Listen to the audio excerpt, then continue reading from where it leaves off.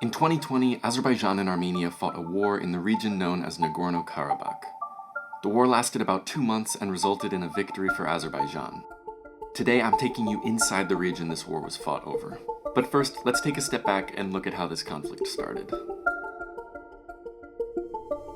Azerbaijan and Armenia gained independence during the fall of the Soviet Union in the early 1990s. And at this time, the two countries fought a brutal war for control of the Karabakh region, which was won by Armenia.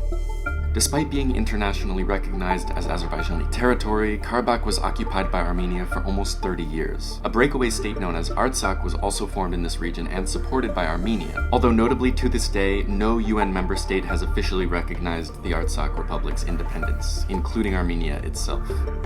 Now we fast forward to 2020.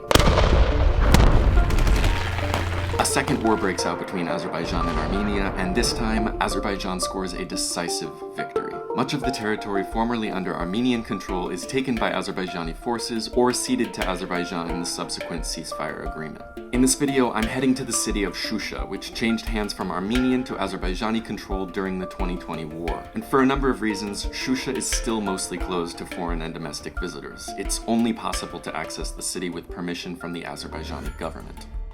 And a quick word on that note. I was invited to Shusha by the Eurasian Regional Center of the Islamic Cooperation Youth Forum. It's an international organization that works in Azerbaijan and other Islamic countries on cultural and socioeconomic initiatives. Since this region is normally closed off to visitors, as I said, I'm taking this opportunity to show you guys firsthand what the situation is like in Shusha right now. So while this video was made possible by my invitation to Azerbaijan, everything you hear in this video will be factual, and as with all my videos, this will be an objective portrayal of my personal experience. We started the drive to Shusha from Baku, the capital of Azerbaijan, and along the way we passed through other regions of Karabakh that were returned to Azerbaijan after the 2020 war. The region is still heavily mined and it's not safe to travel through freely. I filmed a longer video here last year in Fuzuli and Agdam, so you can watch that if you want to learn more about what you're seeing here.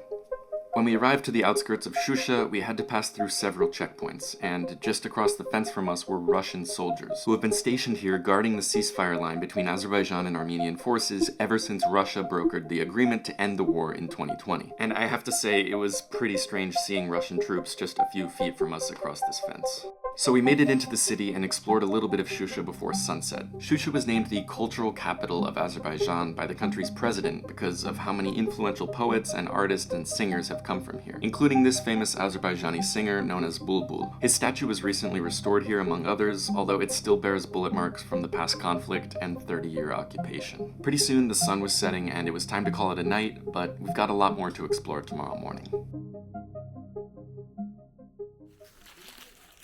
Hello, good morning guys. It is the next morning from here in Shusha. We're continuing the touring of the city and the surrounding area. Right here behind me, you have a house of an aristocrat from the Soviet times. The family's name was Zurabayev. This was their home and also an art gallery. So it was originally destroyed during the fighting that occurred here in the 90s between Azerbaijan and Armenia. This is one example of the restoration projects that are going on here that the Azerbaijanis are conducting here in Shusha. So Shusha is currently closed to most visitors still to this day. The destruction here is thorough and widespread, and so it's really not quite ready yet to support a normal population of a city. A lot of work to be done, but you can see these efforts already underway.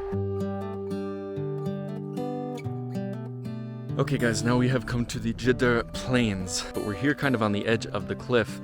You can see behind me, it basically drops right off. But here on the plain above me is kind of a recreation area for the aristocrats. Historically, they come here, they're racing their horses here, they're just spending time here in the beautiful nature and with this incredible view. Now this area is also significant because during the capturing of Shusha by the Azerbaijani forces during the 2020 Karabakh War, the forces in many cases were actually scaling these cliffs by hand. So they were coming up the cliffs like you see behind me here. Because roads into the city were limited and to preserve the element of surprise, they decided to enter the city from this direction. On a lighter note, this is an absolutely beautiful place. This whole region is really beautiful.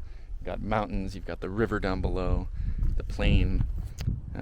So you can see why this area is important to so many people. So guys, the monument here behind me is actually a tomb, a memorial to a famous poet from Azerbaijan, and this monument was constructed in the 1980s during the Soviet times, and then after the city came under Armenian control in the 1990s, the site gradually fell into disrepair. I'll put some shots or some photos of what it looked like up on the screen now.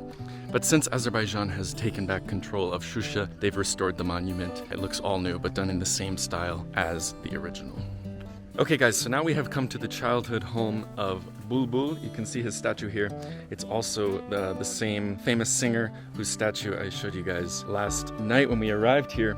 So it's now been turned into a museum, restored like so many other things in this city, and it's very, very nice. But more importantly, I am here with Mr. Fakhraddin, who you guys may recognize from the last time I was here in Azerbaijan. He's from Agdam, and he performed for us in front of the old theater in Agdam, and it's very nice to see you again. Çok şad oldum.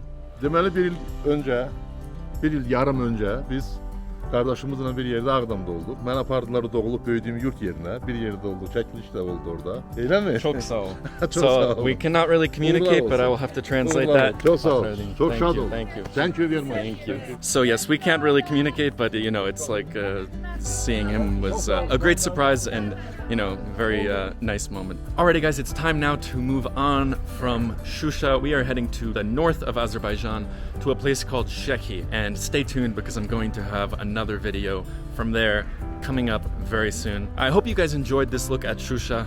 As I said earlier, I think after having seen so much about the war in the news, you know, it was a real unique opportunity for me to come here and be able to see what has happened here since then. But other than that, thank you guys so much for watching this video. I hope you enjoyed it, and I'll see you in the next one.